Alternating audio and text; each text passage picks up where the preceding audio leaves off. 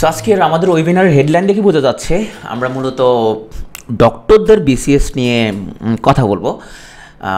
আজকে ওয়েবিনারে মূলত আমরা কথা বলবো ডক্টরদের বিসিএসে তাদের সম্ভাবনা কেমন, ডাক্তাররা চাইলে কোন কোন ক্যাডারে অ্যাপ্লাই করতে পারে, ডাক্তারদের মধ্যে বিসিএস নিয়ে যে মিসকনসেপশন সে ধরনের কিছু প্রশ্ন আমরা আজকে অ্যান্সার দেওয়ার ট্রাই করব।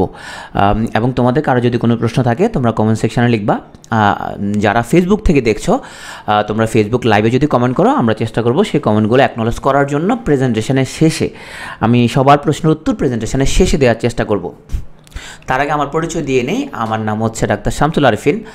মানে খুব সেলিব্রিটি টাইপের কেউ না, মানে খুব একটা লোকজন চিনে না, যেহেতু আমার এমবিবিএসটা খুবই সিম্পল। তবে একটা এমপিএস করছে, ওটা আবার একটু গর্জিয়াস, হ্যাঁ ওটা ব্র্যাক ইউনিভার্সিটিতে করছে, সো ওটা গর্জিয়াস, আর এমবিবিএসটা খুবই সিম্পল আর কি। আর বর্তমানে আমি কাজ করছি management information system MIS।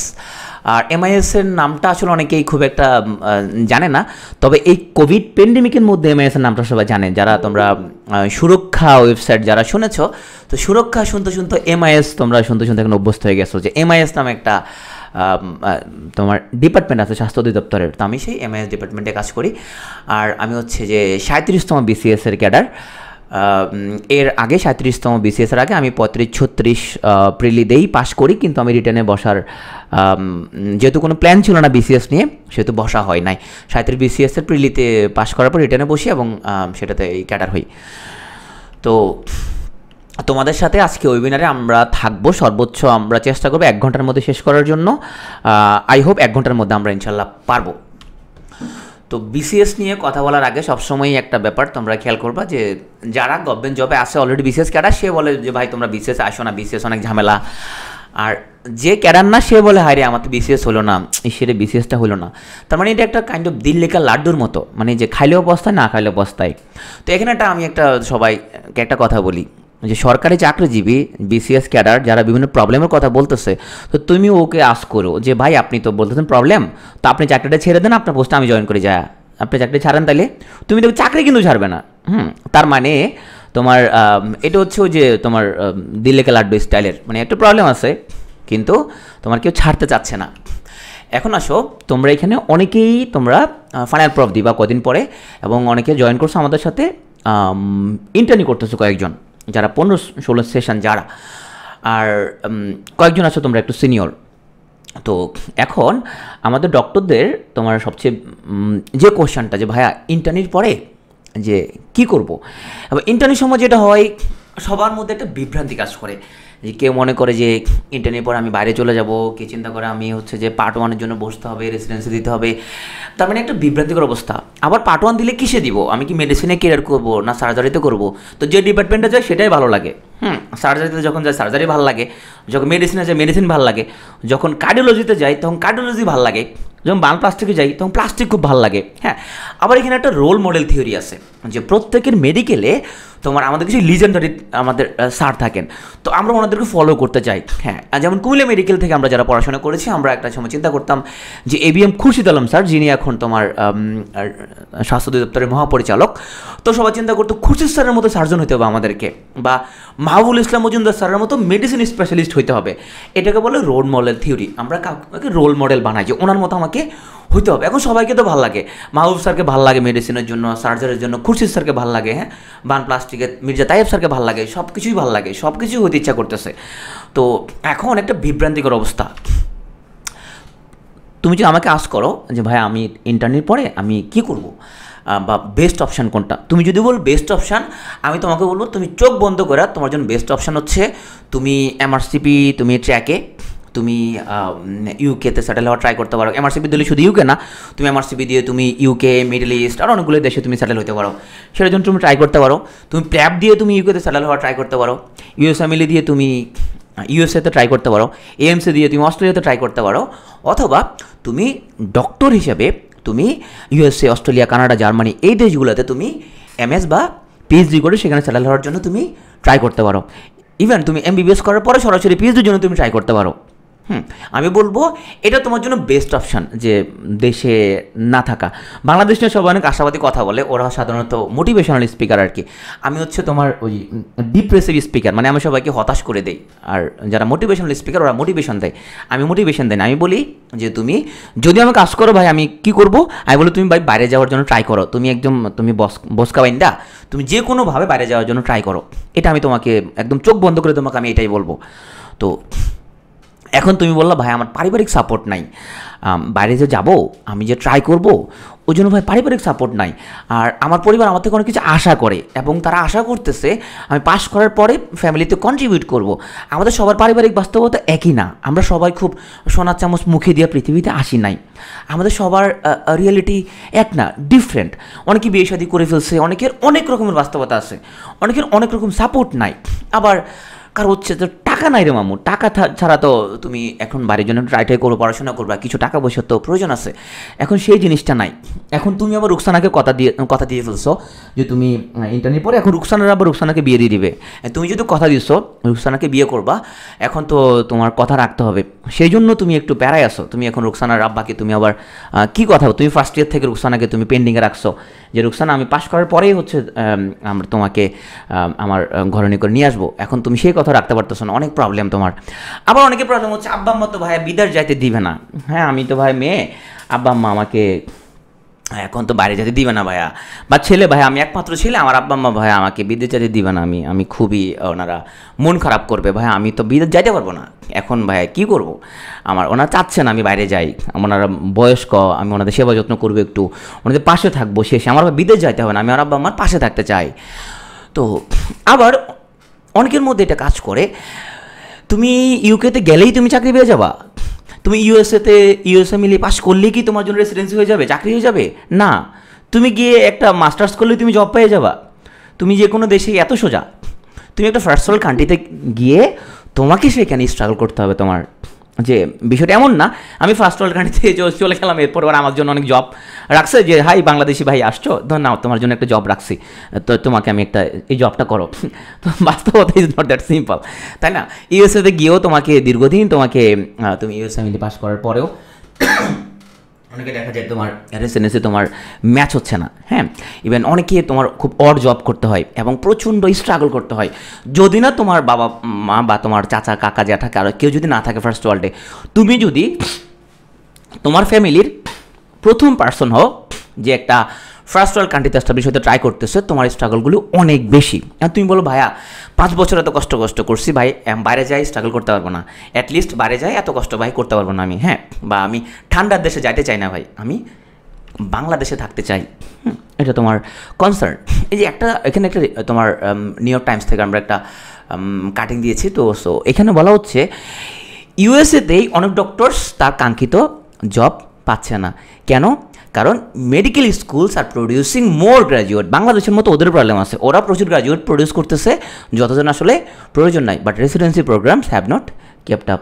So ইউএসএতে তারা প্রচুর মেডিকেল গ্র্যাজুয়েট ক্রিয়েট করতেছে, কিন্তু তাদের রেসিডেন্সি প্রোগ্রামে তারা ওদেরকে অ্যাকোমোডেট করতে পারতেছে না। ওখানে বাংলাদেশি ডক্টর যাচ্ছে, পাকিস্তানের ডক্টর যাচ্ছে, ইন্ডিয়ান ডক্টর যাচ্ছে, সো ক্লিনিক্যাল ওরা আনম্যাচ থেকে যাচ্ছে অনেকেই, এবং অনেকেই ঋণে জর্জরিত হয়ে যাচ্ছে। সো বিষয়টা তোমার ওই যে নদীর অপর পার সবুজ ওরকম আর কি, যে তুমি আমেরিকাতে গেলেই যে সব হয়ে যাবে বিষয়টা আসলে এত সিম্পল না, ওখানে তোমার স্ট্রাগল করা লাগবে। তো এখন তুমি মনে করতেছো যে ভাই আমার পক্ষে পসিবল না এত স্ট্রাগল করা, দেশে থাকা ছাড়া আমার কোনো অপশান নাই, আমি ভাই বাংলাদেশে থাকতে হবে আমাকে। আমার ভাই রুকসানার বাবাকে কথা দিয়েছিলাম, তারপরে হচ্ছে আব্বা আম্মা বিদেশ যেতে দিবে না, আমার পক্ষে ভাই দেশে থাকতে হবে, আপনি আমার দেশের জন্য একটা অপশান বলেন। তা আমি আর একবার তোমাকে হতাশ করে দিব। তুমি আসছে বিসিএসের ওয়েবিনার শুনতে, আমি তোমাকে আরও একবার হতাশ করে দিচ্ছি, যেহেতু আমি মোটিভেশনাল স্পিকার না। আমি বলবো দেশে থাকলেও বিসিএস তোমার জন্য সবচেয়ে খারাপ চাকরি। কোনটা? বিসিএস স্বাস্থ্য ক্যাডার, অন্য ক্যাডারের কথা কিন্তু আমি বলি নাই। বিসিএস স্বাস্থ্য তোমার জন্য সবচেয়ে খারাপ চাকরি, হ্যাঁ প্রথমে বলে নিচ্ছি। কিন্তু তবে দুঃখজনক হলেও সত্য, বাংলাদেশের ডাক্তারদের জন্য এটার চেয়ে ভালো আর কোনো চাকরি নাই। বিসিএস আমি সবসময় বলি ওর্স জব ডাক্তারের জন্য, কিন্তু এটার চেয়ে ভালো আর কোনো অপশান নাই, এটাই সবচেয়ে ভালো ডাক্তারের জন্য। অন্য যে চাকরির কথা তুমি বলবা,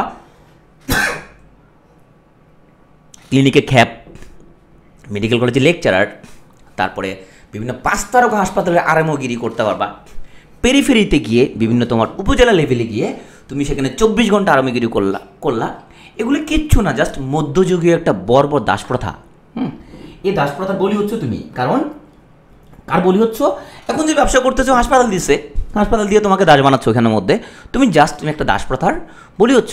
5 তারকা হাসপাতালে রুগীর বিল করতেছে 8 লাখ টাকা, 9 লাখ টাকা, 5 লাখ টাকা, 6 লাখ টাকা, বাট আর আমাকে স্যালারি দিচ্ছে 25,000 টাকা, 30,000 টাকা। তো এটা তো আসলে বর্বর দাসপ্রথা ছাড়া আর কিচ্ছু না।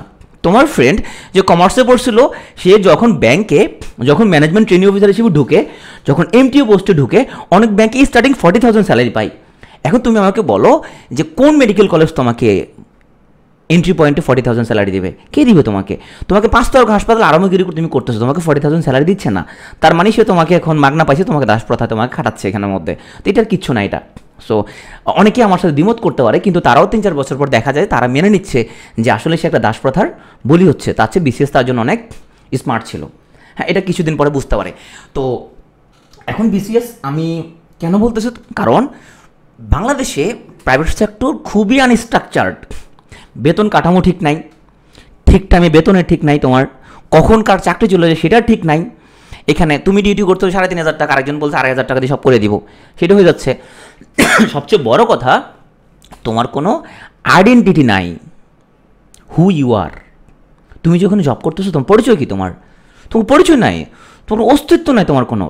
বাংলাদেশের প্রাইভেট সেক্টর তোমাকে ওন করে না, তুমি পরিচয় দেওয়ার মতো কিছু নাই। আমি ক্লিনিকে জব করি, আমি ওখানে আরএমও, ওখানে মেডিকেল অফিসার, আমি স্কয়ার হাসপাতালে আরএমও, তোমার কোনো পরিচয় নাই, তোমার কোনো অস্তিত্ব নাই, তোমার জন্য কেউ দাঁড়াবে না, তোমার জন্য কোনো অকারণে তোমার জন্য কেউ দাঁড়াবে না, তুমি কোথাও যাইতে পারবে না। তোমার কোনো বাংলাদেশে তোমার প্রাইভেট সেক্টর এত আনস্ট্রাকচার্ড, একটা প্রাইভেট সেক্টর তোমার কখনো ওন করবে না, তোমার জন্য মালিক কখনো সে আগাবে না তোমার জন্য।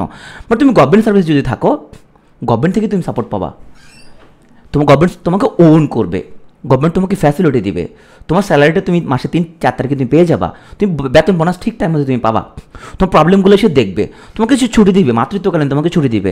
প্রাইভেট সেক্টর তোমাকে ছুটি দিবে না, তোমার জন্য সে অনেক কিছু করবে, তোমার স্কিল ডেভেলপমেন্টের জন্য তোমাকে ট্রেনিং করাবে, তোমাকে ট্রেনিংয়ে পাঠাবে, তোমার জন্য অনেক কিছু করবে সে। প্রাইভেট সেক্টর তোমার জন্য কিচ্ছু করবে না, জাস্ট কিচ্ছু তোমার জন্য করবে না, তোমার কোনো ছুটি দিবে না, কিচ্ছু দিবে না তোমাকে।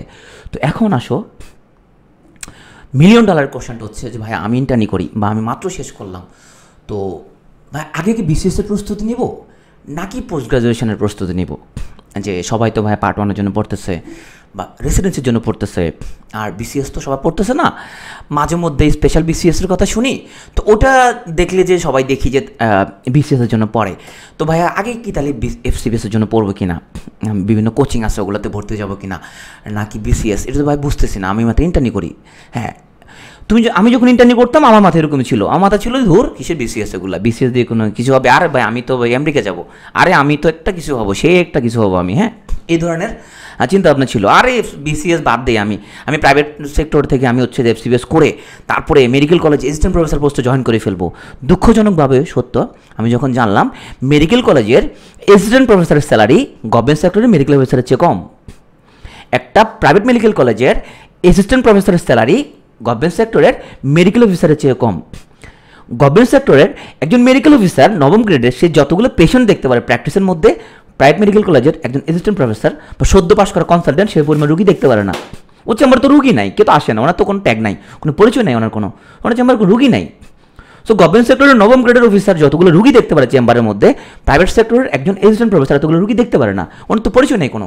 সো ওনাকে কি আসবে, তো ওন করতেছে না কেউ।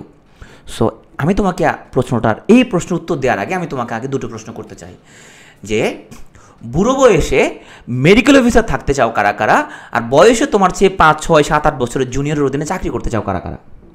একটা ইয়েস নো লিখো কমেন্টে, ইয়েস নো লিখো, যে বুড়ো বয়সে তুমি মেডিকেল অফিসার থাকতে চাও অথবা তোমার চেয়ে 5 থেকে 6 বছরের জুনিয়রের অধীনে তুমি চাকরি করতে চাও, এরকম যদি তুমি কারা কারা ইয়েস নো লিখো জাস্ট। সো ফেরদৌস বলছেন নো। এটা আমি কেন বললাম আমি ব্যাখ্যা করি। সরকারি চাকরিতে প্রমোশন হয় বিসিএসের ব্যাচ ভিত্তিক। আমি আবার বলি, সরকারি চাকরিতে প্রমোশন হয় বিসিএসের ব্যাচ অনুযায়ী। সো ধরো 35 বিসিএস প্রমোশন হবে আগে, তারপর 36, তারপর 37, তারপর 38, তারপর 39, তারপর 40, তারপরে 41, 42 এইভাবে যাবে। নট নেসেসারিলি এখানের মধ্যে কে আগে এফসিপিএস করলো বা কে আগে রেসিডেন্সি করলো সেটা আগে কাউন্ট হবে না। আমি যদি এক্সাম্পল দিই, ধরো আমি 37 বিসিএস, সো আমার পোস্ট গ্রাজুয়েশন যদি আমার অনেক বন্ধু যারা 39 বিসিএসে জয়েন করছে তাদের চেয়ে আরও পরেও যদি হয়, প্রমোশন আমি আগে পাবো, যেহেতু আমি বিসিএসে সিনিয়র। সো গভর্নমেন্ট জবে সিনিয়রিটি মেনটেন হয় বিসিএসের ব্যাচ অনুযায়ী। সো তোমাদের অনেক সিনিয়র এই ভুলটা করছে, আমাদের অনেক সিনিয়র এই ভুলটা করছে। তারা আর্লি এজে তারা পোস্ট গ্রাজুয়েশনের জন্য ট্রাই করছে, পোস্ট গ্রাজুয়েশন হয়ে গেছে, লেট এজে গিয়ে বিসিএসে জয়েন করছে যখন তার এজ মোটামুটি 28, 29, 30 হয়ে গেছে। সো লেট এজে গিয়ে সে বিসিএসে জয়েন করলো, তো এখন বিসিএস জয়েন যে করলো, ও বিসিএস ব্যস্ত অনেক পরে বিসিএস জয়েন করছে, তার ফলে তার প্রমোশনের ডাক আস্তে আস্তে আস্তে আস্তে অনেক দেরি হয়ে যাচ্ছে, সে অনেক আগে এফসিবিএস করে ফেলছে। সো এফসিবিএস করেও এমএসএমডি করেও সেই মেডিকেল অফিসার পোস্টেই তাকে থেকে যাইতে হবে কতদিন পর্যন্ত, ওর নিজের বিসিএসের ব্যাচ আসা পর্যন্ত।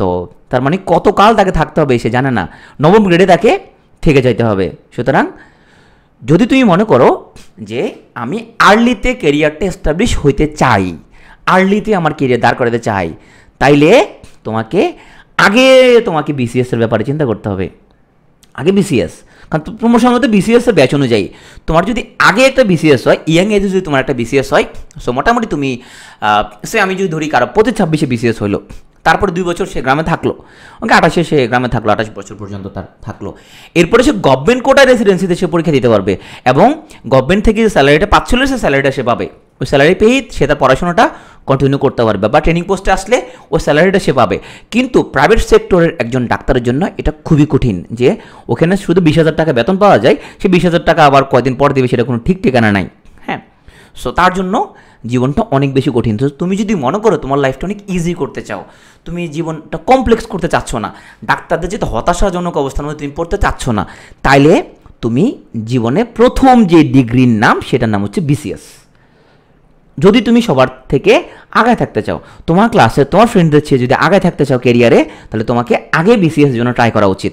কারণ তোমার সিনিয়রিটি নির্ভর করবে কে আগে বিসিএস পাস করছে, কার বিসিএস আগে হয়েছে সেই অনুযায়ী, কে আগে পার্ট 1 করছে, কে আগে পোস্ট গ্রাজুয়েশন পাস করছে সেই অনুযায়ী সিনিয়রিটি হবে না, সিনিয়রিটি হবে কমপ্লিটলি বিসিএসের ব্যাচ অনুযায়ী। সো চলো আমরা আজকে প্রেজেন্টেশনের মেইন পার্টে যাওয়ার আগে আমরা সিনিয়র যে ভাইয়া আপু যাদের আমরা নাম দিয়েছি হজকে, তাদের কিছু কমন প্রশ্নের জবাব জেনে নেই। হজকে মানে হচ্ছে হতাশা চর্চা কেন্দ্র।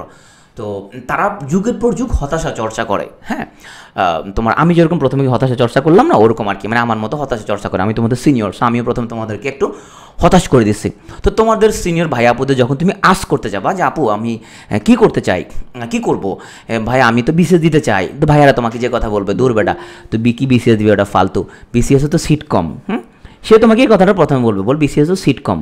হ্যাঁ, এটাই ওর প্রথম তোমার পরামর্শটা দিবে। তোমার মাথায় এই কথাটা আসছে বিসিএসে সিট কম।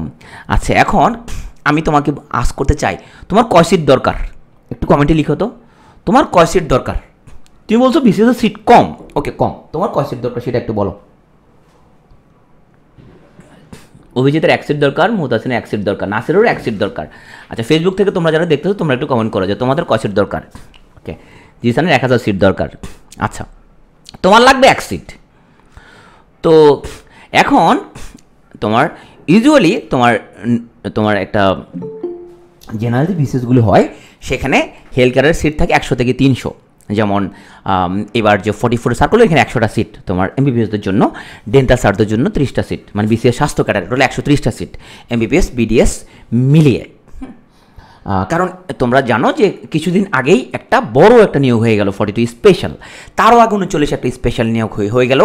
তো স্পেশালগুলো হয়ে যাওয়ার কারণে যেটা হয়েছে তোমার আগামী আরও 5-7 বছরও কোনো স্পেশাল হওয়ার কোনো সম্ভাবনা নাই।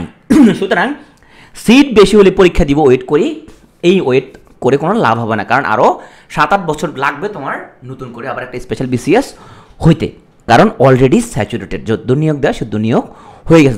তাহলে তুমি আশা করতে পারো আগামী অন্তত 4-5 বছর তুমি 100 থেকে 300 সিট বা 350 সিট এরকমই তোমার থাকবে।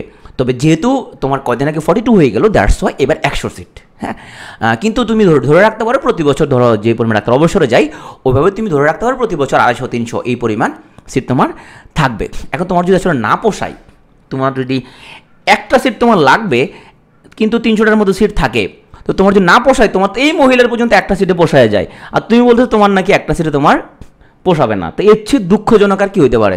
তোমার কয়টা সিট লাগবে, যে ওনার পর্যন্ত একটা সিটে তোমার পোষা যাচ্ছে, আর তুমি বলতেছো তোমার অনেক আরও সিট লাগবে। তোমার আমি জানি না আসলে যারা এগুলো বলে যে তার সিট লাগবে, কয় সিট লাগবে তার, আমি আসলে বুঝতে পারি না এটা। আর এখন আমি বললাম যে স্বাস্থ্য ক্যাডারে তোমার সিট 100, স্বাস্থ্য ক্যাডারের সিট 100, তোমার এমবিবিএস যেহেতু তুমি পাস করছো, তুমি গ্রাজুয়েট, সো গ্রাজুয়েট হিসেবে তুমি মেডিকেলে পড়লে তুমি শুধু বিসিএস স্বাস্থ্য ক্যাডারে তোমার কেন জব করা লাগবে? তুমি তো অন্য যে কোনো ক্যাডারে তুমি জব করতে পারো। তুমি চাইলে পুলিশ ক্যাডারে যেতে পারো, তাই না? পুলিশ ক্যাডারে তুমি জব করতে পারো। আমি তোমাদেরকে একটা কোশ্চেন করি, তুমি জানো যে প্রত্যেকটা উপজেলায় সরকারের সরাসরি প্রতিনিধিকে, ধরো উপজেলায় একটা কমিটি হবে, সেটা স্বাস্থ্য বিষয়ক কমিটি, যে কোনো কমিটি, এর সভাপতি কী হবে? এটা প্রধান পার্সনটা কী হবে বলো তো? উপজেলায় গভর্নমেন্টের সরাসরি প্রতিনিধি কে চালায় উপজেলা? তোমাদের উপজেলায় তোমরা গিয়েছো না? ইউনো, অভিজিৎ বলছি ইউনো। আচ্ছা, একটা জেলার আব্বাকে তোমাকে জানো? এই যে কোভিড প্যান্ডেমিকে, এই যে কোভিড মোকাবেলার জন্য যে কমিটিগুলো করা হয়েছে জেলা পর্যায়ে, এটা সভাপতি কে জানো কেউ? ডিসি। হৃদয় বলছে ডিসি, প্রত্যেক জেলার আব্বা হচ্ছে ডিসি। ওইখানে স্বাস্থ্য বলো, শিক্ষা বলো, সংস্কৃতি বলো, যা কিছু আছে পুরা ওই জেলার আব্বা হচ্ছে ডিসি, উপজেলার আব্বা হচ্ছে ইউনো। প্রতিটা মন্ত্রণালয়ের আব্বাকে জানো কেউ? প্রতিটা মন্ত্রণালয় আব্বা হচ্ছে কে? সচিব, সেক্রেটারি। তো স্বাস্থ্য দপ্তরের মহাপরিচালক কিন্তু স্বাস্থ্য ক্যাডার থেকে আসছে, উনি কিন্তু স্বাস্থ্য মন্ত্রণালয়ের সচিব হতে পারবে না। প্রত্যেকটা মন্ত্রণালয়ের সচিব আসবে অ্যাডমিন ক্যাডার থেকে। প্রতিটা উপজেলায় ইউনো অ্যাডমিন ক্যাডার, তাই না? AC land admin cadre, DC admin cadre, বিভাগীয় কমিশন অ্যাডমিন ক্যাডার। প্রত্যেকটা সরকারি যে তোমার স্বায়ত্তশাসিত প্রতিষ্ঠান, ওদের যে ডিরেক্টর থাকে তারা অ্যাডমিন ক্যাডার থেকে আসে। এবং তোমরা জেনে থাকবা অ্যাডমিন ক্যাডারের লোকজন তারা চাকরির মধ্যে থাকা অবস্থায় ওরা বিভিন্ন প্রজেক্টে কাজ করতে পারে, আবার চাকরি ছেড়ে দেওয়ার পর বিভিন্ন জায়গায় কনসালটেন্ট হিসেবে ওরা জব করতে পারে। ডাক্তারদের একটা প্রশ্ন হচ্ছে, ভাইয়া অ্যাডমিন ক্যাডারে আমরা কি চেম্বার করতে পারবো ভাইয়া? আচ্ছা ভাই, তুমি এই কোশ্চেনটা আনসার করার আগে আমরা তোমাকে হচ্ছে যে আমি যে তোমাকে বলি তুমি যে একটা বেটার অপশানে যদি তুমি থাকো, সো একটা বেটার অপশানে থাকলে তুমি কেন হচ্ছে যে ওই যে তোমার ওই যে দোকানদার যায় তুমি চেম্বার করবা? তুমি যদি ইউনো হয় ওই উপজেলা তুমি চেম্বার করবে কেন? তোমাকে এই যে রফিক ভাই, করিম ভাই তোমাকে আসে এখন ডিস্টার্ব করবে, তুমি তো চেম্বার করার মতো অবস্থা থাকতে পারবে না। তুমি করতে ইচ্ছা করো না, তুমি আর করবা বা কেন? তাহলে তুমি বেটার একটা অপশান আসো, তুমি কেন চেম্বার করবে তুমি তখন? এখন ব্যাপার হচ্ছে ভাইয়া এখানে তো নাকি অনেক টাকা পয়সা ভাইয়া ঘুষ খাইতে হয় নাকি? আরে ভাই তুমি জিজ্ঞেস করো, অনেস্টলি তুমি অনেক আর্ন করতে পারবা, অনেক আর্ন করতে পারবা। তো ভাইয়া উচ্চতর পড়াশোনার সুযোগ, আচ্ছা আমাকে একটু বলো তো যে একটা ফেলোশিপ আছে তাই না, দুটো ফেলোশিপ, একটা প্রাইম মিনিস্টার ফেলোশিপ, একটা বঙ্গবন্ধু ফেলোশিপ, এগুলো কোন ক্যাডার পাই তোমরা জানো? যে ম্যাক্সিমাম কোন ক্যাডার পাই? ফরেন ক্যাডার পাই, অ্যাডমিন পাই, পুলিশ পাই, তাই না? এই তিন ক্যাডার কিন্তু স্কলারশিপগুলো পাই, মানে প্রাইম মিনিস্টার ফেলোশিপ এবং বঙ্গবন্ধু ফেলোশিপ। এই ফেলোশিপগুলোর আন্ডারে তুমি যদি কোনো মাস্টার্সে যদি চান্স পাও বিদেশি কোনো ইউনিভার্সিটিতে, তুমি গভর্নমেন্টের টাকায় মাস্টার্স করতে পারবা। মোটামুটি মাস্টার্সের জন্য তুমি 2 কোটি টাকার মতো ফান্ডিং পাওয়া যায়, পিএইচডির জন্য সম্ভবত 4 থেকে 5 কোটি টাকা ফান্ডিং পাওয়া যায়। তার মানে তুমি চাইলে অ্যাডমিন ক্যাডারের জন্য তুমি ট্রাই করতে পারো। তুমি ডাক্তার হয়ে তুমি শুধু স্বাস্থ্য ক্যাডারে তোমার কেন জয়েন করা লাগবে? সো এখন আসো তোমার যে অ্যাডমিন ক্যাডারে দেখা যায় তোমার প্রতি বছর ধরো 200 থেকে 250 বা 300 এরকম নিয়োগ হয়, তার চেয়ে কমও নিয়োগ হয়। হ্যাঁ, পুলিশে 100 থেকে 150 নিয়োগ হয়, ফরেন ক্যাডারে 25 থেকে 30 জন নিয়োগ হয়, ট্যাক্স বা কাস্টমসে তোমার 25 থেকে 30 জন নিয়োগ হয়। ওসব ক্যাডারের লোকজন তো বলে না যে আমাদের সিট কম। তুমি শুনছো কোনোদিন ইউনিভার্সিটির ছেলেরা বলে অ্যাডমিন ক্যাডারের সিট কম? আমি তো তাহলে বিশেষ ট্রাই করতে চাচ্ছি না, পুলিশের সিট কম, ট্রাই করবো না। ওখানের জন্য 3 লাখ প্লাস পরীক্ষা দেয়, অ্যাডমিন, পুলিশ, ফরেন, ট্যাক্স, কাস্টমসের জন্য 3 লাখ প্লাস পরীক্ষা দেয়। ওরা কিন্তু বলে না সিট কম, আমরা শুধু ডাক্তাররাই বলি সিট কম, যে সিট কম। ও তো অ্যাডমিন, ও জানে ওখানে 200-300 সিট আছে, ওটার জন্য পরীক্ষা দিচ্ছে। পুলিশ জানে সে 130টা সিট আছে, ওটার জন্য সে পরীক্ষা দিচ্ছে 3 লাখ। তারা কিন্তু কেউ বলতেছে না, অথচ আমরা কিন্তু এই কমপ্লেনটা করি। ওরা কেন কমপ্লেন করতেছে না? কারণ ওরা জানে সিট যেখান থেকে যতগুলো থাকুক না কেন আমার জন্য একটা হলে যথেষ্ট। দ্যাটস ওয়াই তারা কিন্তু কেউ বলে না যে সিট কম, অ্যাডমিনের সিট কম, পুলিশের সিট কম। তুমি কোনোদিন শুনবা না কেউ বলতেছে ফরেনের সিট কম, অ্যাডমিনের সিট কম। শুধু ডাক্তারাই বলে যে ডাক্তারের সিট কম, এই সিটের কথাটা শুধু ডাক্তারাই বলে। তো এখন ডাক্তারের সমস্যা আসলে কোথায়? কেন এই কথাটা ওরা বলে সিট কম 35-20 সিট কম ছিল, 36 সিট কম ছিল, 37 সিট কম ছিল, এই কথাটা কেন বলে ওরা? সমস্যাটা কোথায়? আমি তো তোমাকে আজ করি যে রেসিডেন্সিতে যখন তুমি ট্রাই করো অ্যাজ এ প্রাইভেট ক্যান্ডিডেট, প্রতি সিটের বিপরীতে কতজন ট্রাই করে? ধরো তুমি ট্রাই করতেছো সে প্লাস্টিক সার্জারিতে, ধরো তুমি তোমার ফার্স্ট চয়েস ধরো তোমার ঢাকা মেডিকেল, এরপরে ধরো তুমি হচ্ছে যে তো তুমি 3টা চয়েস দিলা, হ্যাঁ 3টা চয়েসের মধ্যে তুমি 9 সিটের জন্য তুমি কম্পিটিশন করতেছো, 9 সিটের অ্যাগেনিস্টে কজন পরীক্ষা দিচ্ছে? ওই 9 সিটের জন্য তুমি যে কম্পিটিশনে তুমি যাচ্ছ বা 5 সিটের জন্য তুমি যে কম্পিটিশনে যাচ্ছ, সে 5 সিট 9 সিটের জন্য পরীক্ষা দিচ্ছে কয়েকশো। সো সেটা কিন্তু তুমি চিন্তা করতেছো না যে তোমার সেখানে প্রতি সিটের বিপরীতে কয়জন ট্রাই করে, কারণ তুমি সেটা প্রস্তুতির সিস্টেমটা তুমি জানো। দ্যাটস ওয়াই তোমার কাছে ক্লিয়ার বিষয়টা। তুমি জানো পার্ট 1-এ 3টা পত্রের মধ্যে 70% নাম্বার তোমাকে পাইতে হবে, তুমি জানো সেটা, সেদিন তুমি কমপ্লেন করতেছো না সিট কম কঠিন এগুলো তুমি বলতেছো না। তো এখন বিসিএস এর জন্য সে কথাটা আসে যে সিট কম তাই পরীক্ষা দিব না বা ভালো করে দিব না, এমনিতেই দিব। তো মূলত এই প্রবলেমটা অ্যারাইজ করে তোমরা যারা সদ্য পাস করছো তাদের ধারণা থাকে খুব কম, সেই জন্য তোমরা অনেকে বিভ্রান্তিতে থাকো যে বিসিএস খুব কঠিন, এটা তো প্রয়োজন নাই, এটা হচ্ছে যে না এটা হচ্ছে যে না থাক এটা পরে স্পেশাল আসছে সেখানের মধ্যে দিব। তো আরও একটা কমন কোয়েশ্চেন সেটা হচ্ছে যে সিনিয়ররা বলে যে বিসিএস এ মুদ্রার নাম আর রাজধানীর নাম আসে শুধু, হ্যাঁ এটা হচ্ছে যে ডাক্তারদের যে বিভিন্ন গ্রুপ আছে সেই গ্রুপের মধ্যে অনেকে বলে, অনেকে ট্রল করে, ওটা হস্কে পার্টি যে মুদ্রার নাম আর রাজধানীর নাম আসে নাকি, এটা একটা থার্ড ক্লাস ডাহা মিথ্যা কথা। বিসিএসের মুদ্রার নাম আর রাজধানীর নাম আসে এটা থার্ড ক্লাস ডাহা মিথ্যা কথা। এটা তুমি 35 বিসিএসের পর থেকে তুমি একদম সদ্য সমাপ্ত তোমার অ্যাকচুয়ালি বিসিএসের লিখিত পরীক্ষা হলো, তুমি প্রিলিয়ামের লিখিত প্রশ্ন যদি দেখো তুমি দেখবা এই কোশ্চেনগুলো তোমার প্রচণ্ড স্মার্ট, তুমি রিটার্নের প্রশ্ন দেখো। এখন ব্যাপার হচ্ছে তোমার যে যদি এরকম হইতো যে মুদ্রার নাম আর রাজধানীর নাম আসলে বিশেষ ক্যাডার হওয়া যায়, তাহলে ভাই ডাক্তাররা ওরা এই তোমার ওই ক্লিনিকে খ্যাপনা মারা ওরা ফরেন অ্যাডমিনে সব পোস্ট ওরা পেয়ে যেত, কারণ মুখস্থবিদ্যা ডাক্তারের সাথে কি পারবে না, তো সে তো এগুলো সবগুলো পেয়ে যেত। তাহলে মুদ্রার নাম আর রাজধানীর নাম মুখস্থগুলো বিশেষ পাওয়া যায়, এগুলো মিথ্যা কথা এগুলো। তো এখন ওদের কোশ্চেন একটা জবাবটা হচ্ছে, অনেকে বলে যে বিসিএস তো এখানের মধ্যে সাধারণ জ্ঞান কেন আসে, বাংলা কেন আসে, ইংরেজি কেন আসে? তোমাদের অনেকের মধ্যে প্রশ্নটা আসে যে ভাইয়া বিসিএসে সাধারণ জ্ঞান কেন আসে, বাংলা কেন আসে, ইংরেজি কেন আসে, আমি তো করবো ডাক্তারি, হ্যাঁ এগুলো কেন আসে?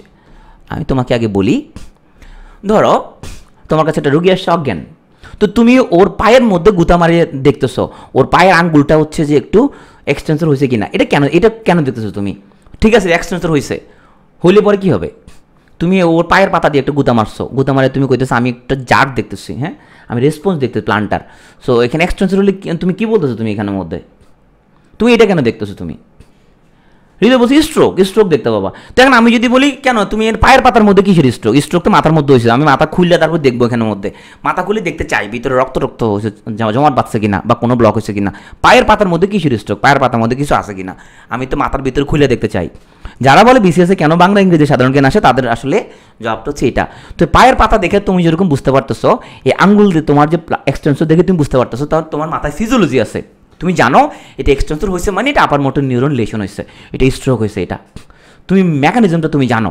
সো এই পরীক্ষার মেকানিজম যারা বানাইছে ওরাও জানে তোমাকে বাংলা ইংরেজি সাধারণ জ্ঞান দিয়ে তোমাকে ওরা কী যাচাই করতেছে, ওরা যাচাই করতেছে তোমার মূলত তুমি প্রজাতন্ত্রের 1 নাম্বার চাকরিটা করার জন্য মেন্টালি ফিট কিনা তুমি। আমি তাদেরকে আশ করি যে ইউএসএতে মাস্টার্স পিএইচডি করার জন্য জিআরই কেন লাগে? জিআরিতে কী আসে? ভার্বালে কী আসে? ভোকাবুলারি মুখস্থ করতে হয়, তাই না? জিআরিতে কী আসে? ম্যাথ আসে। তো তুমি আর্টস ফ্যাকাল্টির লোক, তুমি ওখানে মাস্টার্স করবা, তুমি তো অঙ্ক করবা না, তো জিআরিতে অঙ্ক কেন আসে? জিআরিতে কেন ভার্বাল আসে? ভার্বালের এই যে ভোকাবুলারি জীবনে কোনো কাজে লাগে না, জিআরি ভোকাবুলারি এগুলো কেন আসে? কেন জিআরিতে ম্যাথ আসে?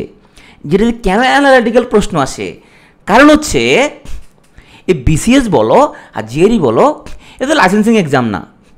বিসিএস তো লাইসেন্সিং এক্সাম না, যেটা ইউএসএমএলই না, বা এটা এমআরসিপি না, বা এটা এফসিএস পার্ট 1 না, এটা রেসিডেন্সি না, এটা অ্যাপটিটিউড টেস্ট। তোমাকে মেন্টাল সক্ষমতা যাচাই করতেছে আসলে এটা লাইসেন্সিং কোনো এক্সাম না যে তোমাকে মেডিকেলের সব কোশ্চেন দিয়ে দিবে এখানের মধ্যে, তোমাকে কেন বাংলা ইংরেজি দিবে না, এগুলোকে বলা হয় অ্যাপটিটিউড টেস্ট। এখানে কী করে? এখানের মধ্যে টেস্ট করে তোমার নাট বল্টুগুলো ঠিক আছে কিনা, নাকি স্ক্রু দুটো ঢিলা আছে। এখন যদি তোমার স্ক্রু দুটো ঢিলা থাকে, কারণ মনে রাখতে হবে তুমি মেডিকেল অফিসার হিসাবে তুমি শুধু চিকিৎসায় দিচ্ছ না উপজেলার মধ্যে, ইউ আর এ ম্যানেজার, তোমাকে ম্যানেজ করতে হচ্ছে একটা হাসপাতালকে। অনেক রকম ম্যানেজমেন্ট আছে তোমার ওখানের মধ্যে, ইভেন কি তোমাকে ওখানের মধ্যে ময়লা ম্যানেজমেন্ট, ওখানে শৃঙ্খলা, ওখানে ডাইনিং, ওখানে ইপিআই, মাঠ লেভেলে স্বাস্থ্য বিভাগের ম্যানেজমেন্ট, এগুলো তোমাকে দেখতে হচ্ছে ওখানের মধ্যে, তাই না? তো গভর্নমেন্ট সেক্টরের একজন ডক্টর শুধু ডক্টর না, সে কিন্তু অফিসার, সে হচ্ছে মেডিকেল অফিসার। একজন অফিসারের চিকিৎসা দেওয়ার পাশাপাশি অনেক রকমের অ্যাডমিনিস্ট্রেটিভ কাজ থাকে। তো তোমার যদি স্ক্রু দুটো ঢিলা থাকে তুমি অ্যাডমিনিস্ট্রেশন চালাতে পারবে না, তুমি সেটা তুমি কীভাবে পারবে? তুমি সিভিল সার্জন হয়ে জেলা কীভাবে চালাবা? তুমি ইউএচএন পিএনও হয়ে উপজেলা কীভাবে তুমি চালাবা? তুমি ডিরেক্টর হয়ে তুমি কীভাবে তুমি চালাবা? এই যে এখন আমাদের খুরশিদ স্যার, উনি যে তোমার স্বাস্থ্য অধিদপ্তরের মহাপরিচালক, উনি কি সার্জারি করে এখানে আইসা? না, এটা একটা অ্যাডমিনিস্ট্রেটিভ পোস্ট, উনি এখানে অ্যাডমিনিস্ট্রেশন চালায়, উনি এখানে সার্জারি করতেছে না। বাট ইজ এ সার্জন, উনি সার্জারি করতেছেন এখানে, এখানে উনি অ্যাডমিনিস্ট্রেশন চালাচ্ছে, উনি অফিসার এখানের মধ্যে। সো এখানে শুধু ডক্টর না, একজন মেডিকেল অফিসার, উনি শুধু ডক্টর না, উনি একজন ম্যানেজার। তো একজন গুড ম্যানেজার হওয়ার জন্য তোমাকে দেখে নিচ্ছে স্ক্রুগুলো ঠিক আছে কিনা, যে দু একটা ঢিলা থাকলে ওরে নেওয়া যাবে না। বিসিএসের সিস্টেমটা এমন, দু একটা স্ক্রু ঢিলা থাকলে ওর পাস করার চান্স নাই, সে এক জায়গায় ধরা খেয়ে যাবে। আর তুমি যে বললা যে ভাই বাংলা এখানের মধ্যে কেন আছে, ওই যে তুমি বাংলাতে ওই যে কেন আছে, ওই তোমার বাংলাতে প্রবলেম হলে তোমার এরকম প্রবলেম হবে, তুমি এরকম মুজিব বর্ষের মধ্যে মুজিব বর্ষে লিখে ফেলবা, হ্যাঁ এরকম প্রবলেম হবে এরকম। হ্যাঁ, তো আমরা চাই না এরকম প্রবলেম হোক। সো এই ধরনের তুমি এখানে চিঠি লিখতে হবে, অনেক কিছু করতে হবে তোমাকে, ডেইলি তোমাকে চিঠি লিখতে হবে। আর তুমি যে বাংলা ভাষা না জানো তুমি চিঠি লিখবা কোথেকে? তুমি ইংরেজি যদি নাই জানো তুমি ইমেল রেসপন্স করবে তুমি কীভাবে? তার মানে তোমাকে যে বাংলা ইংরেজি যাচাই করতেছে এটা খুবই লজিক্যাল, কারণ তুমি একজন অফিসার, তোমাকে চিঠি চালাচালি করতে হবে, তোমাকে অনেক চিঠি লিখতে হবে তোমাকে। তুমি একটা চিঠি লিখতে যদি নাই জানো তাহলে তুমি অফিসার হিসেবে সে তোমাকে কেন নিয়োগ দিবে?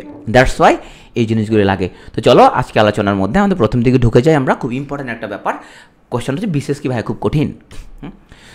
যেই ছেলে এমবিবিএস পাস করার জন্য এতগুলো বই পড়তে পারতেছে ফার্স্ট ইয়ার থেকে, যেই ছেলে এমবিবিএস পাস করার জন্য এত সাবজেক্ট পড়ে আসছে, এবং যে ছেলে পোস্ট গ্রাজুয়েশন করার জন্য এত পড়তে পারতেছে, পড়ে চান্স পাচ্ছে, যে ছেলেটা বা যে মেয়েটা, তার জন্য বিসিএস কিচ্ছু না।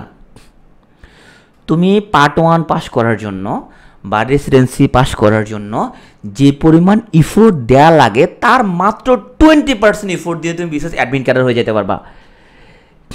একটা ছেলে এমবিবিএস পাস করার জন্য বা একটা মেয়ে এমবিবিএস পাস করার জন্য যেই পরিমাণ ইফোর্ট দেওয়া লাগে, যেই পরিমাণ স্ট্রেসে থাকে, যেই পরিমাণ তাকে পড়তে হয়, এই পড়ার মাত্র 20% দিয়ে সে অ্যাডমিন ক্যাডারে চাকরি পেয়ে যাবে, মাত্র 20%। কিন্তু তাকে ওটা স্ট্র্যাটেজিটা তাকে ঠিকঠাক তাকে থাকতে হবে। আমরা একটু সিনিয়রটা অ্যানালাইজ করি চলো। সো যেহেতু কয়দিন পরে মাত্র 44 বিসিএস, তো তোমরা অনেকে আর পরে বিসিএসগুলো দিবা, সবার জন্য বলি। তো আমরা দেখি ধরো এই 40 বিসিএস নিয়ে একটু কথাবার্তা বলি, যে এখানে স্বাস্থ্য কার্ডের কতজন নিয়োগ দিবে। এখানে অ্যাসিস্ট্যান্ট সার্জন মানে এমবিবিএস 100 জন, ডেন্টাল সার্জন পদে 30 জন নিয়োগ দিবে। এই 40 বিসিএসের তোমরা অনেকে আরও পরে বিসিএস দিবা। তো এখানে অ্যাপ্লাই করতে পারে কতজন? ডাক্তারদের মধ্যে ধরো অ্যাপ্লাই করতে পারে প্রায় 20,000 প্লাস, আমরা যদি ধরে নিই 20,000 প্লাস অ্যাপ্লাই করবে। এখন তো তুমি বললো ভাইয়া 20,000 প্লাসের মধ্যে তো ভাই 130 জন, এটা তো ভাই খুব ডিফিকাল্ট, কী করবো ভাই? এখন আসো আমরা একটু সিনারিওটা দেখি। এই 20,000 প্লাসের মধ্যে তোমার 10,000 হচ্ছে অটো ফেল। তোমরা অটো পাস অপশানটা শুনছো এবার, এইচএসসিতে অটো পাস। তো 10,000 হচ্ছে অটো ফেল। কেন অটো ফেল? কেন? কারণ কি? কারণ হচ্ছে এরা বিসিএস দিবে ভাল লাগে, খুশিতে ঠেলায় ঘুরতে, হ্যাঁ ওরা এই জন্য বিসিএস দিবে। ও জানে না বিসিএসে কেন দিচ্ছে, কী কারণে দিচ্ছে। আমি একবার এরকম 2টা বিসিএস দিয়েছিলাম খুশিতে ঠেলায় ঘুরতে, 35-36, যদিও ভাগ্যক্রমে পাস করে ফেলছি, কিন্তু ওইভাবে পড়ি নাই, আমরা ভাগ্যক্রমে পাস করে ফেলছি। ওটা কঠিন বিসিএস ছিল মোটামুটি। সো 10,000 হচ্ছে এই জন্য পরীক্ষা দিবে, হ্যাঁ। সো ওরা পাস করতে পারবে না, 2-1 ব্যতিক্রমে, ব্যতিক্রমের কথাবার্তা। 3,000 পরীক্ষার্থীর 3টা হাত আছে, অন্তত 3টা হাত আছে 3,000 পরীক্ষার্থীর। তো 3টা হাত তোমরা জানো 3টা হাত কেমনে থাকে? 2টা হাত না থাকে মানুষের, 3টা হাত কেমনে থাকে? ওদের তৃতীয় যে হাত সেটার নাম হচ্ছে কি? অজুহাত। ওদের প্রচুর অজুহাত, ওদের বিভিন্ন ইস্যুতে অজুহাত, ওদের অজুহাতের কোনো শেষ নাই, এক্সকিউজ। ওদের বিভিন্ন ইস্যুতে ওই সমস্যা সেই সমস্যা, হ্যাঁ বিভিন্ন রকমের সমস্যা তো সলভ করতে হবে। সমস্যা বলে তো লাভ হবে না আসলে, অজুহাত পার্টি আসলে হবে না। 3,000 পরীক্ষা দিয়ে থাকবে অন্তত, ওরা শুধু ডাইজেস্টটা পড়ে ভালোভাবে, ডাইজেস্টটা পড়ে পাস করার ধান্দায় থাকবে। ওরা শুধু ডাইজেস্ট একটা নিয়ে ঘুরবে। ওরা পরীক্ষার কিছুদিন আগে ডাইজেস্ট কিনবে এবং এটা মোটামুটি ব্যাগে থাকবে। ওরা ক্লিনিকে ডিউটি করতে যাবে এবং ডিউটি করতে করতে সে ওই ডিউটির ফাঁকে ফাঁকে ডাইজেস্টটা পড়বে মূলত। ও ডাইজেস্ট পড়তে পড়তে ওর তোমার মোটামুটি দিন চলে যাবে, ওকে। ওর কামড়ে ডাইজেস্ট পড়া, তো ওই 2-1 ধরো ব্যতিক্রমধর্মী লোকজন টিকবে, কিন্তু এখানে ম্যাক্সিমামই আসলে টিকবে না। 1,000 অন্তত পড়াশোনা করবে, কোনো প্ল্যান্টের নাই, এমনি পড়তেছে। কী পড়তেছে ও জানে না, এমনি পড়তেছে, কঠিনভাবে পড়তেছে বিসিএসের জন্য। এই কঠিনভাবে পড়তেও যে তোমার আর্জেন্টিনা হিগুয়েনের মতো, সে দেখতে ফাঁকা এখান দিয়ে মারলে গোল হয়ে যায়, সে মারে দিচ্ছে বারের বাইরে দিয়া, হ্যাঁ তো এরকম হয়ে যাবে। অথবা গোলকিপারের হাতে বলটা তুলে দিবে। ও 1,000 আসলে ওদের কোনো প্ল্যান কিছু নাই। অন্তত 2,000 পরীক্ষার্থী থাকবে যারা অঙ্ককে বাদ দিবে। ওরা কবে যে গণিত করবো না, যে ম্যাথ মেন্টালিতে 30 নাম্বার, এটা বাদ, এটা 170 নাম্বার দিয়ে প্রি পাস করে ফেলবো। সো ওরা গণিত বাদ দিবে, এই কুচিন্তা পার্টি ওরা বাদ। ওরা 2,000 হবে এরকম অন্তত ওরা অঙ্ক করবে না, দূর অঙ্ক 2-1 কমন পড়লে পড়বে, নাইলে হচ্ছে যে নাই অঙ্ক বাদ, অঙ্ক ছাড়াই প্রিলি পাস করবো। ও 2000 আসলে বাদ, ওরা কুচিন্তা করছে, হ্যাঁ অশ্লীল একটা চিন্তা করছে ওরা। 500 জন পাওয়া যাবে, ওরা মেডিকেলে চান্স পাওয়ার আগে ওরা হচ্ছে ইউনিভার্সিটিতে ট্রাই করছিল, সেখানে জন্য কি সাধারণ জ্ঞান পড়ছিল। ওরা আজকের বিশ্ব নামে একটা বইটা পড়তো, তারপর সাধারণ জ্ঞানের বিভিন্ন বই পুস্তক পড়তো। তো ওরা ওদের পড়ার টেবিলে তোমার হচ্ছে যে মেডিকেলের টিকার পরও ওদের পড়ার টেবিলের মধ্যে একটা সাধারণ জ্ঞানের বই থাকে 2-1টা, ওরাও সাধারণ জ্ঞানের উপরে পিএইচডি করবে। ও বসে বসে আজকের বিশ্ব আরও কী কী আছে এইসব সাধারণ জ্ঞানের উপরে পিএইচডি করতে থাকবে ওরা, ওরা তুমি বাদ দিতে পারো। মূলত তোমার 500 থাকবে শেষ পর্যন্ত প্রকৃত পরীক্ষার্থী। রায়হান তাহলে প্রশ্ন করছে, ভাইয়া স্পেশাল বাদ দিলে রেগুলারে এত কম সিট নিয়ে কীভাবে বিসিএসে আশা দেখবো। তো রায়হান তোমার জন্য হচ্ছে যে এটা, বিসিএস ডাক্তারদের মধ্যে মাত্র 500 জন পরীক্ষার্থী আছে সারা বাংলাদেশে, সারা বাংলাদেশে মাত্র 500 জন পরীক্ষার্থী আছে তোমার বিসিএস পরীক্ষা ভালোভাবে দেওয়ার মতো। তো 500 পরীক্ষার্থীর মধ্যে প্রিলি টিকবে 300 থেকে 400 জন, এই সিটের মধ্যে 300 থেকে 400 জন প্রিলি টিকবে। তোমরা 35, 36, 37 তুমি যে তোমার বড় ভাইদের কাছ থেকে জিজ্ঞেস করো যে ভাই আপনাদের বিসিএসে কজন প্রিলি টিকছিল, সো ওদের কাছ থেকে তুমি এটা একটা ভালো আনসার পাবা যে ডাক্তাররা কজন প্রিলি টিকে। অত্যন্ত দুঃখজনক হলো সত্য, ডাক্তাররা প্রিলিতে টিকে না। তো প্রিলিতে তো কম্পিটিশন নাই, প্রিলি তো মেরিট লিস্ট না, প্রিলি হচ্ছে বাছাই পর্ব। এটা হচ্ছে বিশ্বকাপ ফুটবলে ধরো 202টা দেশ খেলে, সেখানে 32 দলকে বাছাই করবে মূল পর্বে খেলার জন্য। প্রিলি হচ্ছে একটা বাছাই পর্ব, সো ডাক্তার ওখানে তো কোনো কম্পিটিশন নাই, তুমি কারোর সাথে কম্পিটিশন করতেছো না, ওখানে একটা কাটমার্ক পাইতে হয়। মোটামুটি এই কাটমার্ক পাইলে তুমি প্রিলিতে তুমি টিকে গেছো। হ্যাঁ, তোমার হচ্ছে যে ধরো এবার 40 বিসিএসের সিট হচ্ছে 2000-এর কাছাকাছি, তাহলে যদি 1:7 টিকায় তাহলে 14,000 প্রিলিতে পাস করাবে। সো এই 14,000-এর মধ্যে ডাক্তাররা প্রিলির বার অতিক্রম করতে পারতেছে না। 400 থেকে তোমার 300 থেকে 400 বেশি ডাক্তার প্রিলি পাস করবে না। পরীক্ষার্থী আসলে 500 ডাক্তারদের মধ্যে, বাকিরা হচ্ছে পরীক্ষার্থী না। ওরা এমনিতে ওরা হচ্ছে যে এমনি হুজুগে হচ্ছে যে ওরা পরীক্ষা দিতে আসছে, ওরা বিসিএসের জন্য ওরা জানেও না বিসিএস নিয়ে, ওদের কোনো আগ্রহ নেই, ওরা জানেও না বিসিএস কী জিনিস, হ্যাঁ কোনো আইডিয়া নেই ওদের কোনো। তাহলে তুমি দেখো কম্পিটিশন কিন্তু বেশি না, এই 300 জন থেকে 400 জনের মধ্যেই তোমার রিটেনে মেরিট লিস্টে চলে আসবে, তোমার 100 জনের মেরিট লিস্টে চলে আসবে। আবার যে রিটেনে যারা পাস করবে ওরা নন ক্যাডারে একটা চাকরি পেয়ে যাবে। এমন হতে পারে তোমার সিট বাড়াইতে পারে, নিয়োগ অনেক সময় বেশিও দেয়, যতজন সার্কুলার দেয় তোমরা দেখছো 42তে সার্কুলার দিচ্ছে তোমার হচ্ছে যে একরকম, নেওয়ার সময় আরও বেশি নিচ্ছে। 3900 সার্কুলার দিচ্ছে একরকম, নেওয়ার সময় আরও বেশি নিচ্ছে। ডাক্তারদের ক্ষেত্রে ইউজুয়ালি এরকম হয়, তোমার প্রথম সার্কুলার দেয় যা, নেওয়ার সময় তার চেয়ে একটু বেশি নেয়, আর রিটেনে পাস করলে তুমি নন ক্যাডারে একটা চাকরি পেয়ে যাবা। এখন যদি তোমরা লাইভে আসো আমাদের সাথে 35 জন এবং গুগল মিটে জয়েন করছো আমাদের সাথে 69 জন, আমি ধরে নিচ্ছি তুমি সেই 500 পরীক্ষার্থীর একজন ডেডিকেটেড, সেই 500-এর একজন হচ্ছে তুমি। সো আমরা চলো প্রস্তুতি নেওয়ার আগে আমরা শুরু করি বিসিএসের সিলেবাসটা কি। তোমাদেরকে আমি কথা দিয়েছিলাম আমি 1 ঘন্টার মধ্যে শেষ করব। সো এখন বাজে 9:42, হোপফুলি 10টার মধ্যে আমরা শেষ করতে পারবো। বিসিএস সিলেবাসটা আগে দেখি, প্রিলিমিনারি সিলেবাস, এটা নট স্পেশাল, এটা রেগুলার বিসিএস।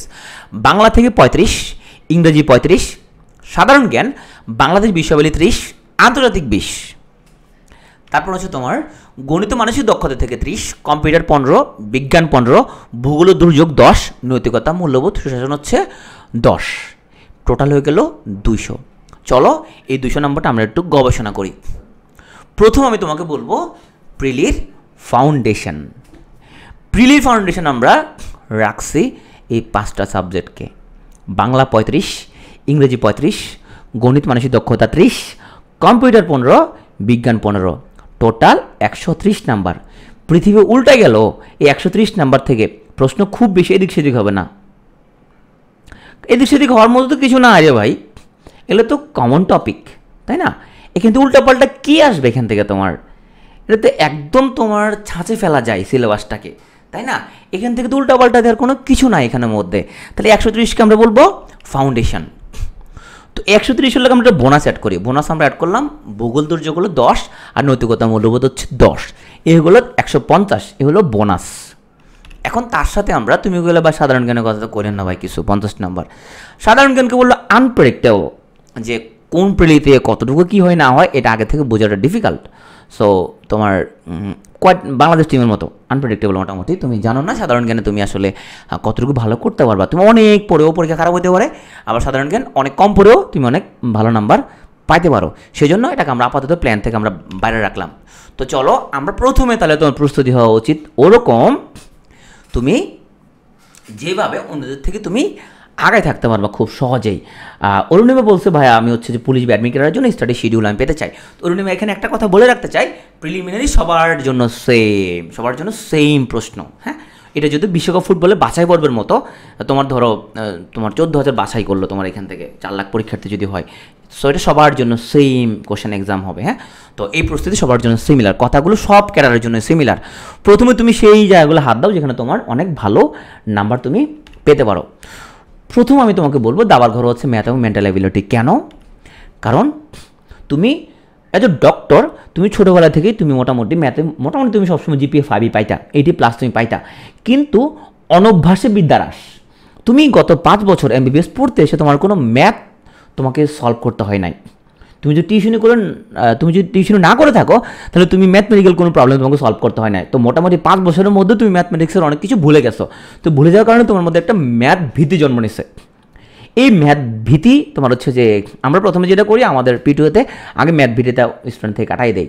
হ্যাঁ, সো তোমাকে একটু শান দিলেই তুমি হচ্ছে যে ম্যাথে 22+ পাও, তোমার জন্য তেমন কঠিন কিছু না। ছোটোবেলা থেকেই তুমি এই জিনিসগুলো করছো, তোমার জন্য জাস্ট একটু আমরা নতুন করে একটু তোমাকে স্মরণ করে দিলেই হয়ে যাবে। তো চলো আমরা ম্যাথ মেন্টাল তো আমরা পাইলাম, আমরা এখন পাওয়ার প্লেতে চলে যাই। পাওয়ার প্লেতে আমরা যাবো এখন প্রথম হলো কম্পিউটার। কম্পিউটার এমন একটা টপিক যেখানে তুমি মোটামুটি 15-16 দিন যদি তুমি পড়ো, 15-16 দিন যদি তুমি পড়ো, তুমি হচ্ছে যে এখানে একটা ভালো নাম্বার তুমি পাবা। অনেকে কম্পিউটার শুরুতে পড়ো না, কয়টা শেষে পড়বো, এটা শেষে পড়বো, শেষ 2-3 দিনে পড়বো এটা, আবার শেষে কি পড়বো ভাই, আগে পড়ো এটা, আর ভাই এটা তো অনেক নাম্বার ওঠে, এটা আগে পড়ো তুমি, এটা আমরা আগে পড়বো। তুমি কম্পিউটারে যদি তুমি ভালো মতো ইফোর্ট দাও, মোটামুটি 15-16 দিন 20 দিন ইফোর্ট দাও, এখানে 10+, কঠিন কিছু না। আমি তোমাকে প্রথমেই বলছিলাম প্রেজেন্টেশনের যে আমি 35-36 বিসিএস তোমার খুব কঠিন বিসিএস ছিল সেগুলো, কারণ যেহেতু আগে থেকে ফলো করার মতো কোনো প্রশ্ন ছিল না, নতুন প্রশ্ন তো পরীক্ষা ছিল 35-36-এ, আমি তেমন কোনো প্রস্তুতি ছাড়াই প্রিলিতে টিকছি। কেন? কারণ আমি এই স্ট্র্যাটেজি ফলো করছি, আমি আগে গবেষণা করছি যে কী করলে না করলে তোমার হচ্ছে যে প্রিলিতে আসলে ইজিলি পাস করা যায়। আমি কোশ্চেনটি নিয়ে বসছি, আমি দেখছি হলে তো নাম্বার অনেক ভালো তোলা যাবে, দ্যাটস ওয়াই আমি প্রিলিতে ফেল করি না কখনো। তো আসো পাবলিকেশনে এখনও আমরা একটু ছক্কা মারি। তো ছক্কা মারবো অ্যাজ এ ডক্টর, তুমি ছক্কাটা মারবা বিজ্ঞানে। তো ভাই আমি তো বিজ্ঞান অনেক ভালো পাই, ভাই আমি একটা বিজ্ঞানী, হ্যাঁ ভাই আমি আমার মেডিকেল কলেজে একটা বড় বিজ্ঞানী। তো তুমি বড় বিজ্ঞানী হলেও তোমাকে বিজ্ঞানটা পড়া লাগবে, কারণ তোমার বিসিএস এখানে তাত্ত্বিক ব্যাপার স্যাপার আসে না, এখানে বিজ্ঞান থেকে ব্যবহারিক বিভিন্ন প্রশ্ন আসে। তো বিজ্ঞানটা তোমাকে পড়তে হবে।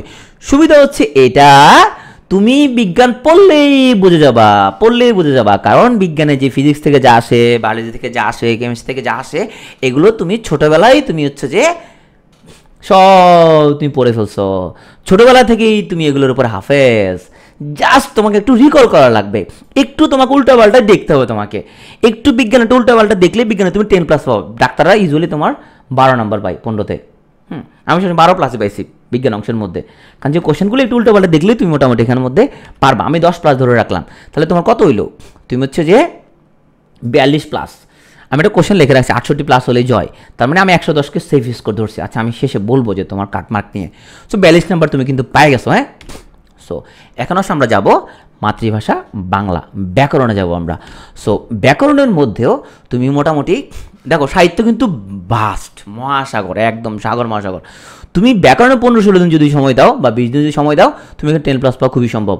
এবং তুমি হাই স্কুলে বাংলাতে ভালো ছিল আমি জানি, তুমি মানে তোমার ডাক্তারি পড়তে না আসলে তুমি সাহিত্যিক হয়ে যেতে হয়তো। হ্যাঁ, হাই স্কুলে তুমি বাংলাতে অনেক A+ পাইছো, ইন্টারে তুমি বাংলাতে A+ পাইছো আমি জানি। সো বাংলা তুমি যদি ব্যাকরণে 15-16 দিন ইফোর্ট দাও, 20 দিন ইফোর্ট দাও, তুমি এখানে 10+ পাওয়া খুবই সম্ভব তোমার জন্য। স্কোর হয়ে গেল কত? 52+। সাহিত্য আসো, এটা খুব ক্যালকুলেটেড রিস্ক, কারণ সাহিত্য হচ্ছে অনেক হিউজ মহাসাগর, মানে এটা কোনো মানে সাগর, মানে এটা কোনো হাত পা নাই বাংলা সাহিত্যের। তো সাহিত্য থেকে তোমার টোটাল 20 আসে বাংলা, এটা সবচেয়ে ভালো বলার প্রতিপক্ষের। তাহলে তুমি হয়তো সিঙ্গেল নিতে পারবা, তুমি নাহলে তুমি বলটা ছেড়ে দিবা, মানে তুমি নাহলে বোল্ড হয়ে যাবা তুমি। সো এটা তোমাকে একটু সিস্টেমেটিক তোমাকে খেলতে হবে। সাহিত্যের মধ্যে আসো, তো বাংলাতে টোটাল 35, সে 35-এর মধ্যে ব্যাকরণ হলো 15, সাহিত্য হলো 20। সাহিত্য 20-এর মধ্যে প্রাচীন আর মধ্যযুগ থেকে হলো 5, আর আধুনিক যুগ হলো 15। আধুনিক যুগ তো হিউজ, কারণ আধুনিক যুগ তো তোমার সেই যে শুরু হয়েছে 1801 সালের পর থেকে আজকে পর্যন্ত আধুনিক যুগ। সো আজকে পর্যন্ত পড়তে হবে তোমার, তো এটা হিউজ। কিন্তু প্রাচীন মধ্যযুগ খুবই ছোটো সিলেবাস, তুমি মাত্র 2 থেকে 3 দিন লাগবে পড়তে, 2-3 দিনের মধ্যে এটা পড়া শেষ হয়ে যাবে। মাত্র 2 দিন পড়লে তুমি এখানে 3+ পাবা। প্রাচীন যুগের মধ্যে কী হয়েছে এখানে চর্যাপদ আছে, তেমন কিছু নাই এখানের মধ্যে। সো মোটামুটি প্রাচীন মধ্যযুগ তুমি 2-3 দিন পড়লেই তুমি এখানে 3+ তুমি পেয়ে যাবা। সো তোমার হয়ে গেল কত 55+। এখন আসো ভাই আধুনিক যুগ পড়বো না? আরে অবশ্যই পড়বা। আধুনিক যুগে তুমি প্রথম যে টপিকটা পড়বা সেটা হলো মুক্তিযুদ্ধ ভাষা আন্দোলন বিষয়ক সাহিত্য। ও কিন্তু তুমি 1-2 নম্বর পাবা। পিএসসি সিলেবাসে 11 জন সাহিত্যিকের নাম আছে, সেই সাহিত্যিকগুলার ওদের কাজকর্মগুলো পড়লা। প্রগতিশীল কিছু রাইটার আছে, শামসুর রহমান, সৈয়দ শামসুল হক, নির্মলেন্দু গুণ, হাসান আজিজুল হক। তোমার এই যে প্রগতিশীল যে রাইটার যারা, তুমি যদি এখন ফরুক আহমদ পড়ো, ফরুক আহমদ তো এখন পরীক্ষা আসবে না, তাই না? এটা খুব একটা কমন সেন্স। এখন ফরুক আহমদ আসবে না বা আল মাহমুদ আসবে না এখন, তাই না? কেন আসবে না সেটা তোমরা জানো, আমি এটা নতুন করে বলার কিছু নাই। এখন আসবে প্রগতিশীল রাইটারদের তোমার বিভিন্ন ওদের লেখাজোকা। তুমি যদি এই জিনিসগুলো যদি পড়ো, তুমি এই আধুনিক যুগ 15-র মধ্যে তুমি 8+ পাবা নিশ্চিত।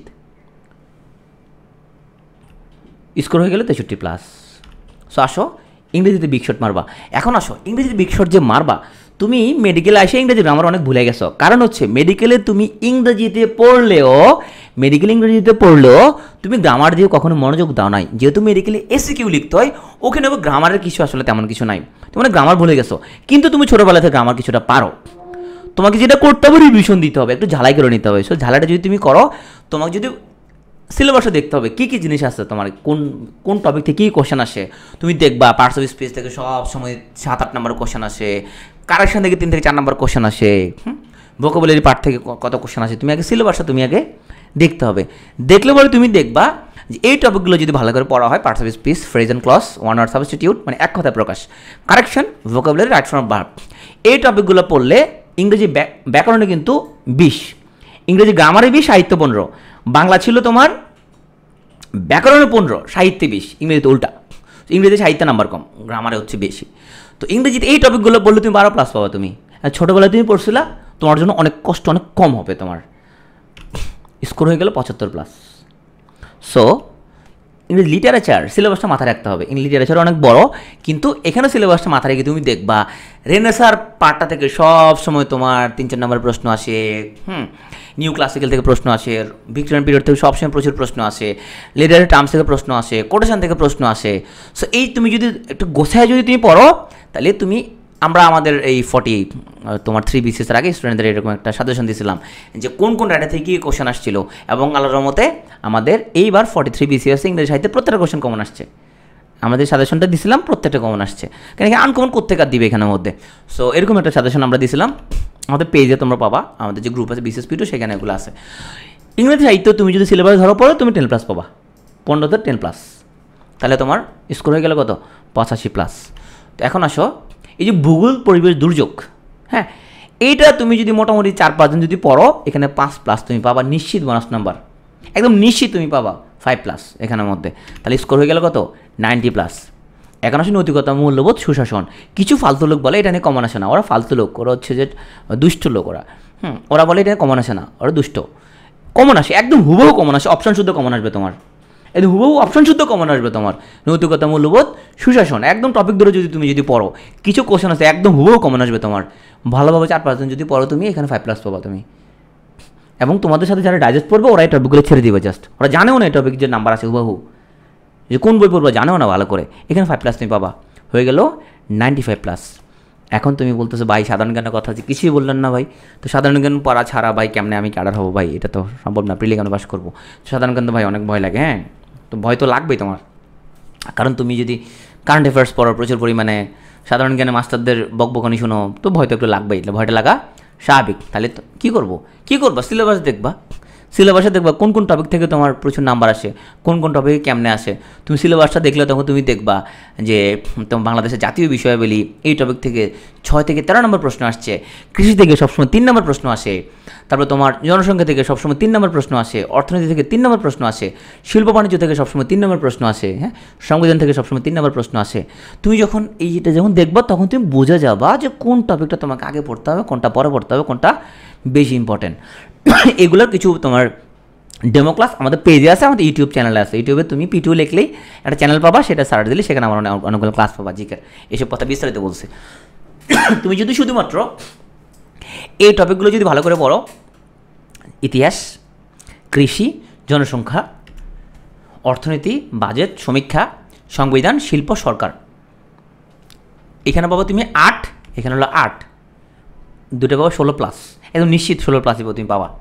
তাহলে হয়ে গেল কত, এই 16 প্লাস আগের নাম্বার সাথে মিলে হয়ে গেল কি আমাদের ফার্স্টেস্ট ওডিআই সেঞ্চুরি হয়ে গেল, স্কোর গেল 111 প্লাস।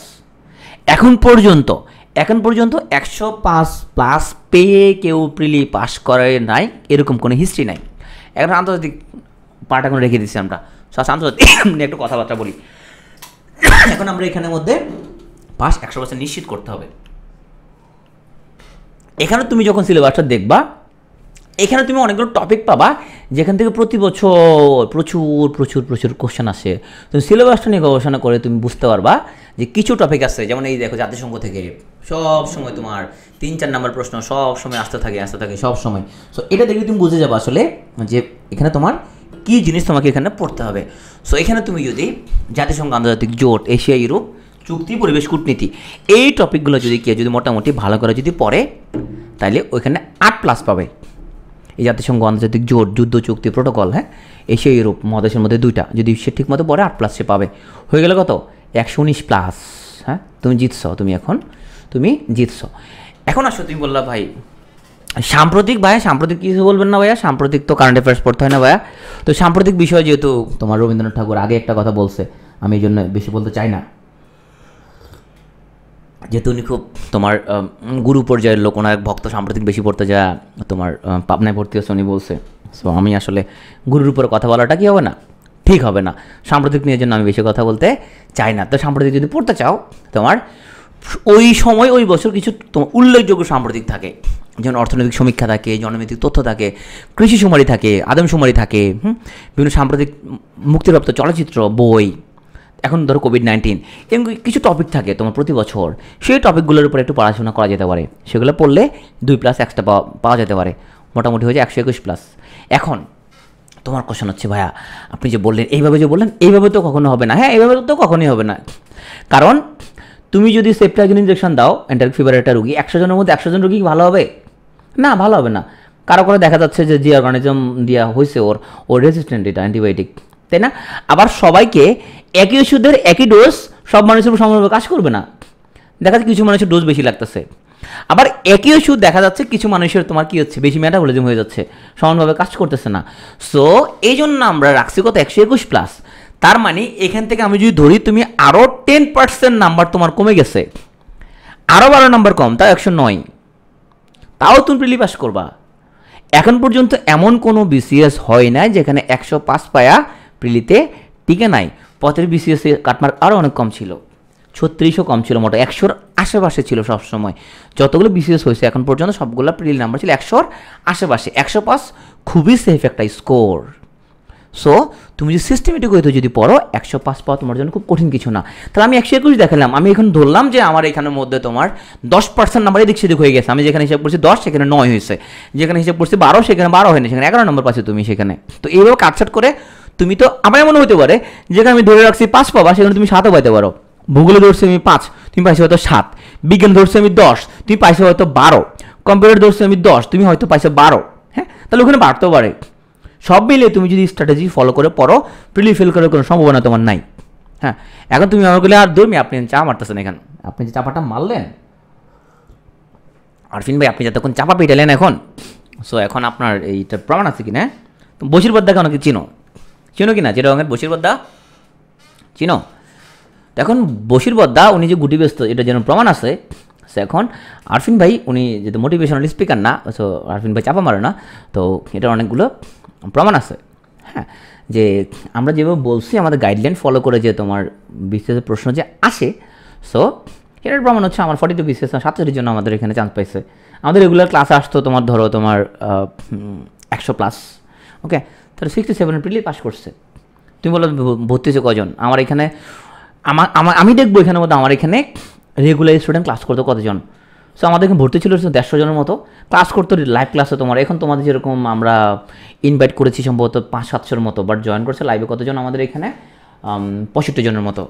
ওকে, সো যারা আমাদের এখানে রেগুলার ছিল তাদের মধ্যে কিছু তোমার ফিল করবে, তার হচ্ছে এটা ব্যাড লাক ছাড়া কিছুই না। ওকে, 43 বিসিএসে আমাদের যে কোশ্চেন ব্যাংক ছিল, লেকচার ছিল, সেখান থেকে প্রায় 151টা কোশ্চেন কমন আসছে। ওকে, আমাদের গ্রুপ আছে, সেই গ্রুপের মধ্যে আমাদের আগের লোকজন ফিডব্যাক তোমরা দেখতে পারো। সো ইউজুয়ালি আমি চাপা মারি না, সো তুমি প্ল্যান মিলে দেখতে পারো। এবং আমরা যেহেতু আমাদের পেজ আছে, আমাদের চ্যানেল আছে, সো আমরা চেষ্টা করি কনসিস্টেন্টলি কথাবার্তা বলতে। তো জিরো থেকে ভাই কীভাবে পড়বো, প্রথমে তুমি বলবো তোমার এই যে যত রকম লেকচার, তোমার শিট দেখা যাচ্ছে না, এই শিট এগুলো বাদ, এটা শিট মিট হবে না এগুলো দিয়ে। হ্যাঁ, শিট তো হচ্ছে তোমার এটা কাইন্ড অফ তোমার বিয়ের শাড়ির মতো। হ্যাঁ, ও বিয়ে একটা শাড়ি, ধরো দামি একটা শাড়ি কেনা হয় 20-30 হাজার টাকা দামের, ওটা শুধু বিয়ের দিনই পরা হয়, এটার আর কোনো ফাংশন নাই। হ্যাঁ, বড় শাড়ি বলে এটাকে। তো এখন লেকচার শিটটা হচ্ছে কোচিংয়ে ভর্তি হয়, ভর্তি হওয়ার পরে লোকজন ওখান থেকে শিট নেয়, শিট ওগুলো বাসায় রাখে, ওগুলো তোমার পরিবেশ দূষণ করে প্রচুর পরিমাণে, ধুলাবালি জন্মায়, ওটা আর কোনো ফাংশন নাই। তুমি যেটা করবা, তুমি কিছু বই কিনে ফেলবা। আচ্ছা, 10টা বেজে গেলো, আমি শেষ করে ফেলতেছি, আর 2 মিনিট। এই বইগুলা কিনবা, এই বইগুলো আমাদের পেজে সাজেশন দেওয়া আছে, আমাদের পেজের মধ্যে নক দিলেও পাবা, আমাদের পেজে একটা পোস্ট আছে কী কী বই আমরা এখানে পড়াই। কনফিডেন্সের প্রিলির একসেট বই, পুরো একসেট বই। ইংলিশের জন্য English for competitive exam, professor sir একটা বোর্ড ব্যাকরণ 9-10-এর। শিকরের বাংলা ভাষা ও সাহিত্য একটা বই আছে, সে বইটা। মেন্টাল অ্যাবিলিটি একটা বই আছে, মিরাকল, এটা মিরাকল না পারো ওরাকলও কিনতে পারো। ইংলিশ লিটারেচার মিরাকলটা কিনতে পারো। আর computer easy computer and ICT, এই বইগুলো তোমাকে কিনা লাগবে। ভুলেও তুমি হচ্ছে যে এমন কোনো বই কিনবে না যেটা তুমি পরে শেষ করতে পারবে না। দুটো ওয়েবসাইটের ব্যাপারে, একটা হলো ইন্ডিয়া উইক্স ওয়েবসাইট, একটা এক্সাম বেদ ওয়েবসাইট। কালকে তোমাদের সাথে একটা ছোট্ট একটা সেশন করবো, সেখানে আমি বলবো বিস্তারিত দুটো ওয়েবসাইটে আসলে কী করতে হয় এখান থেকে। হ্যাঁ, কিছু টার্গেটেড রেফারেন্স বই তুমি পড়তে পারো, যে ভালো লাগে, লাল নীল দীপাবলি বা বাংলা সাহিত্যের জীবনী, যদি তুমি ইন্টার্ন থাকো বা তুমি যে 5th ইয়ারে পড়ো, কিছু টার্গেটেড রেফারেন্স বই পড়তে পারো, যেগুলো পড়ে তোমার কাজে আসবে, কিনতে পারো। বাধ্যতামূলক না, বাট তুমি পড়তে পারো। 85 থেকে 71, মুক্তিযুদ্ধ, তারপর গোলাম মুর্শিদের, তারপরে বিশ্ব রাজনীতির 100 বছর তারেক শামসুর রহমানের, তারপরে যারা ইংরেজিতে মনে হচ্ছে খুব উইক, এই বইটা পড়ে ফেলতে পারো। পাসপোর্ট টু গ্রামার, এটা সাইফুরসের একটা বই, এই বইটা পড়তে পারো। সাইফুরসের 3-in-1, ইডিয়ম, ফ্রেজ, প্রিপোজিশন, এগুলো তোমার অনেক কাজে লাগবে। সো এই বইগুলো তুমি প্রথমে কিনে ফেলবা। তো আজকে আমাদের যেহেতু 1 ঘন্টার সেশন, 1 ঘন্টা আসলে আমরা পুরো প্ল্যানটা বলাটা যেহেতু পসিবল হচ্ছে না, সো আমি আশা করি তোমাদের বুঝাতে পারছি যে ডাক্তারের জন্য বিসিএসটা আসলে প্ল্যান করে পড়লে এটা খুব কঠিন কিছু না।